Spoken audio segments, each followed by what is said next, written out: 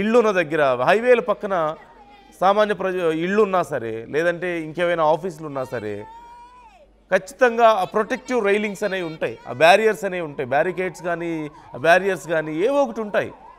But there is nothing. It's a national highway and అక్కడ ఏం కనిపించడం లేదు మనకి.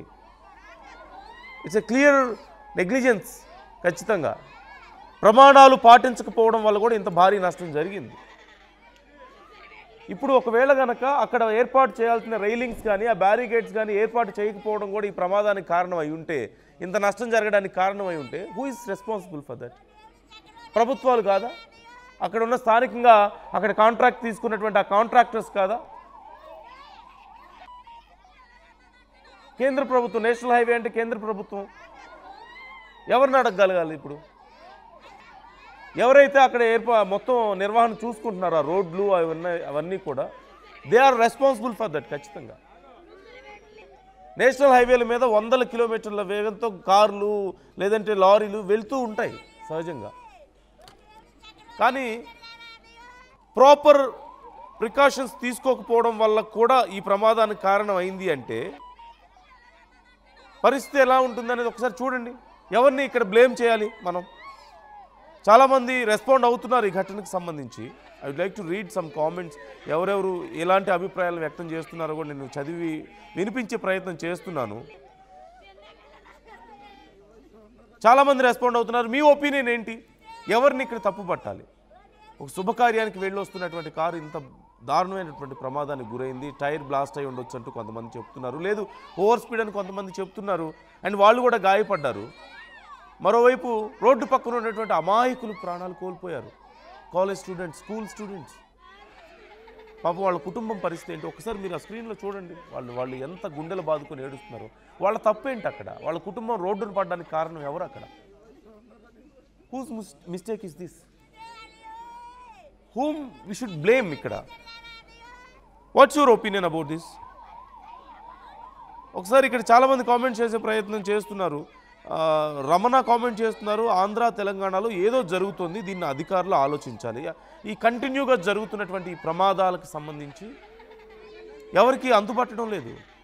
వరుసగా అంతకుముందు బస్సు ప్రమాదాలు జరగలేదని కాదు, అంతకుముందు కూడా కొన్ని బస్సు యాక్సిడెంట్స్ లాంటివి జరిగాయి. బట్ స్టిల్ బస్సు ప్రమాదాలు ఈ మధ్య ఎందుకు ఇంత ఎక్కువగా జరుగుతున్నాయి? ఎక్కడ చూసినా తెలుగు రాష్ట్రాల్లోనే ముఖ్యంగా వారం 10 రోజులు తిరగకముందే 4-5 భారీ ప్రమాదాలు, పదుల సంఖ్యలో ప్రాణాలు కోల్పోతున్నారు. ఏ ఒక్క ఘటన చూసినా సరే. ఇక కార్ల గురించి, బైకుల గురించి చెప్పాల్సిన పనే లేదు. So what's happening? ఒకసారి ఎందుకు జరుగుతున్నాయంటారు ఇంత తీవ్రమైనటువంటి ప్రమాదాల కారణం ఏంటి? ప్రమాదాల తీవ్రత పెరగడానికి కారణం ఏంటి?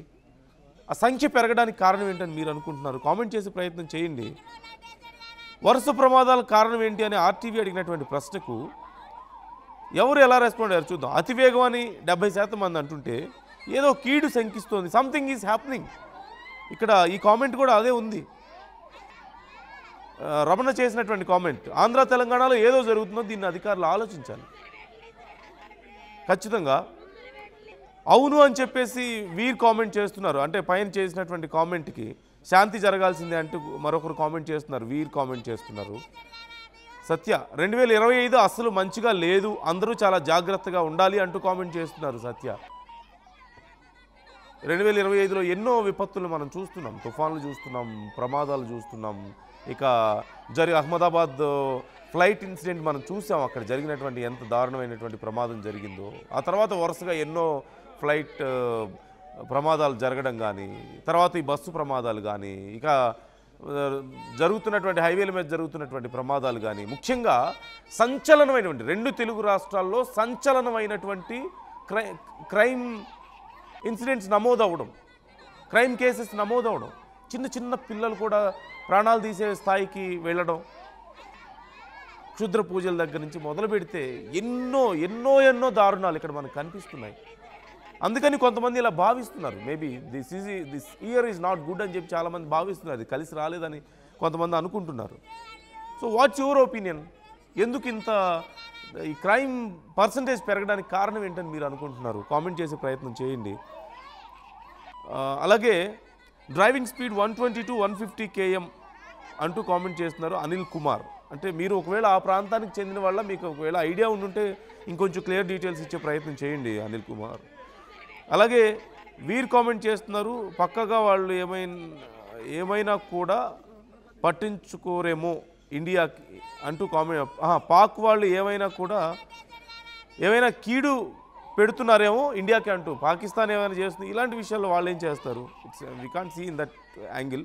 హైవే రోడ్ పోలీసులు పెట్టాలి, ఏం క్లియర్గా లేదు comment, I can't read it, sorry. దయచేసి గవర్నమెంట్ అనాలి, ఏ గవర్నమెంట్ అయినా సరే హైవేలో టోల్ ట్యాక్స్ కట్టించుకుంటుంది. సెంట్రల్ గవర్నమెంట్ హైవే రోడ్ల మీద ప్రమాదాలకు కారణం సెంట్రల్ గవర్నమెంట్ తప్పిదం, ఎందుకంటే టోల్ ట్యాక్స్ మరియు రోడ్ ట్యాక్స్ కట్టించుకుంటున్నారు కదా అంటూ కామెంట్ చేస్తున్నారు. ఖచ్చితంగా ఇట్స్ ఏ గవర్నమెంట్స్ ఫాల్ట్ ఇక్కడ ఉంది. అలాంటి బస్ స్టాప్స్ ఉన్న దగ్గర ఖచ్చితంగా రైలింగ్ ఉండాలి. Protective railing or protective barricades is must. భారీ వాహనాలు అతివేగంగా తిరిగేటువంటి ప్రాంతం, పదుల సంఖ్యలో అక్కడ నించుంటారు బస్ స్టాప్స్లో.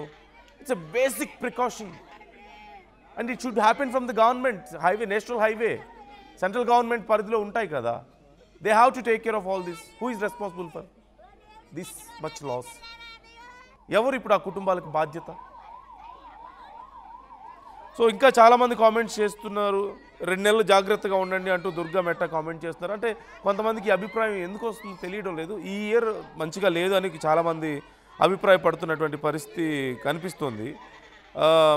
అనిమల్ల శరత్ కామెంట్ చేస్తున్నారు, అన్ని స్టేట్లలో ఇదే జరుగుతుంది, ఏదో కీడు శంకిస్తుంది, ప్రజలందరూ చాలా జాగ్రత్తగా ఉండండి అంటూ కామెంట్ చేస్తున్నారు. ఎందుకని చాలామంది ఇదే అభిప్రాయాన్ని వ్యక్తం చేస్తున్నారు? ఇంకొంచెం క్లియర్గా మెన్షన్ చేసే ప్రయత్నం చేయండి. ఏపీటీఎస్కి శాంతి పూజ చేయాలి అంటూ అరే కామెంట్ చేస్తున్నారు. కొంతమందికి ఈ నమ్మకాలు ఉన్నాయి, కొంతమంది ఇలాంటి అభిప్రాయాలను వ్యక్తం చేస్తున్నారు. ఎవరి అభిప్రాయాలు వాళ్ళవి. But one thing is clear, lot of loss మనం చూస్తున్నాం. మనం ఎన్నో ప్రాణాలు గాల్లో కలిసిపోయాయి, ఎంతో ఆస్తి నష్టం జరిగింది, ఎన్నో ప్రకృతి విపత్తులు, ఎన్నో ఇలాంటి ప్రమాదాలు, అమాయక ప్రజల ప్రాణాలు కోల్పోవడం కానీ ఇవన్నీ మనం చూస్తూనే ఉన్నాం. వరుసగా జరిగినటువంటి బస్సు ప్రమాదాలు చూసాం. కొన్ని పదుల సంఖ్యలో ప్రాణాలు కోల్పోతే ఎన్నో కుటుంబాలు రోడ్డును పడ్డాయి కదా. సో ఇలాంటి కొంతమందికి నమ్మకాలు ఉండడంలో మనం పూర్తిగా తప్పు పట్టలేం, ఎందుకంటే చాలా నష్టాన్ని చూసిన వాళ్ళు ఉన్నారు చాలామంది. There are lot of brutal things ఈ సంవత్సరంలో, బ్రూటల్ ఇన్సిడెంట్స్ జరిగినటువంటివి. సో మరింత మీ అభిప్రాయాలను కామెంట్ చేసే ప్రయత్నం చేయండి, షేర్ చేసుకునే ప్రయత్నం చేయండి. అక్కడ ఉన్నటువంటి సిచ్యువేషన్కి సంబంధించి ఒకసారి మనం మాట్లాడుకుంటే, ఒక పెళ్లికి వెళ్ళొస్తున్నటువంటి కార్, అది పెళ్లిలో ఉపయోగించినటువంటి కారు, పెళ్లి కూతుర్ని పెళ్లి కొడుకుని ఊరేగింపుగా తీసుకువెళ్ళడానికి ఉపయోగిస్తూ ఉంటారు. We can see those roses and ribbons and ఆ డెకరేషన్ మనకు కనిపిస్తుంది. కారు కొత్తగా ఉంది and it must be in very good condition. అలాంటి కారు ఒక్కసారిగా టైర్ పేలిపోవడం వల్ల దూసుకొచ్చింది అని కొంతమంది చెప్తున్నారు. బట్ వీ డోంట్ నో ఎగ్జాక్ట్గా ఏం జరిగిందనేది మనకి ఇంకా తెలియదు. అధికారులు దీన్ని కన్ఫర్మ్ చేయాల్సి ఉంది. అంటే సోఫార్ మనకి స్క్రీన్లో కనిపిస్తుంది టైర్ బ్లాస్ట్ అయినట్లుగా, మనకి పెద్దగా ఎక్కడ నోటీస్ అవ్వడం లేదు. ఇంకా ఇంకొంచెం క్లియర్గా, ఎందుకంటే ఇవాళ రేపు ట్యూబ్లెస్ టైర్స్ వస్తున్నాయి కాబట్టి చాలా వరకు అవి అంతగా డిఫరెన్స్ తెలియదు. ఒకవేళ వాటిలో గాలి ఉన్నా లేకపోయినా నార్మల్ కండిషన్లో ఉన్నప్పుడు పెద్దగా డిఫరెన్స్ తెలియదు కాబట్టి we cannot say properly. But ఇక్కడికి కనిపిస్తున్న దాని ప్రకారం చూస్తే, మనం విజువల్స్లో చూస్తే పెద్దగా డిఫరెన్స్ మనకు తెలియడం లేదు. అది కాకుండా ఇంకేదైనా కారణం ఉండే అవకాశం ఉందా? మీ అభిప్రాయాలను కామెంట్ చేసే ప్రయత్నం చేయండి. ఏం జరిగి ఉండొచ్చు? ఇప్పుడు అన్ని కుటుంబాలు రోడ్డును పడ్డం కానీ, ఇంకా చాలామంది కామెంట్ చేస్తున్నారు. పండు కామెంట్ చేస్తున్నారు, పెడపాటి పండు కామెంట్ చేస్తున్నారు, ఏపీలో బాగా దారుణం, రోడ్లు బాగలేవు అని చెప్పేసి. This is one of the reason. రీసెంట్గా ఒక బీజేపీ నాయకుడు మాట్లాడుతూ, నేను ఇప్పుడు పేరు చెప్పడం లేదు, ఇప్పటికే చాలా ట్రోల్ చేశారు కాబట్టి ఆ విషయాన్ని నేను ఇప్పుడు పేరు మెన్షన్ చేయడం లేదు, కానీ ఒక బీజేపీ నాయకుడు, పెద్ద నాయకుడు మాట్లాడుతూ, గుంతలుంటే యాక్సిడెంట్స్ జరగవు, ఇలాంటివి జరగవు ప్రమాదాలు, గుంతలు లేకపోతే రోడ్లు బాగుంటే చాలా వేగంగా వెళ్ళి ప్రమాదాలు జరుగుతాయని చెప్పి మాట్లాడుతున్నారు. వెళ్ళి ఆ నష్టపోయిన కుటుంబాల దగ్గర ఆ మాట చెప్పి చూడండి ఒకసారి. మొన్న జరిగింది కదా, మొన్న బస్సు లారీ ఘటన జరిగింది కదా, ఒకసారి ఆ కుటుంబాల దగ్గరికి వెళ్ళి అదే మాట చెప్పండి. ఇన్ఫ్యాక్ట్ ఆ రోజు గుంతలు ఉండడం రోడ్ల మీద కూడా ఒక కారణం అయి ఉండొచ్చు అని చెప్పేసి అందరూ అనుమానిస్తున్నారు అక్కడ. అదే కారణం అని చెప్తున్నారు. One of the major reason అని చెప్తున్నారు. అసలైన తొలి వెలుగు. ఫాలో వాట్సాప్ @తొలి వెలుగు official.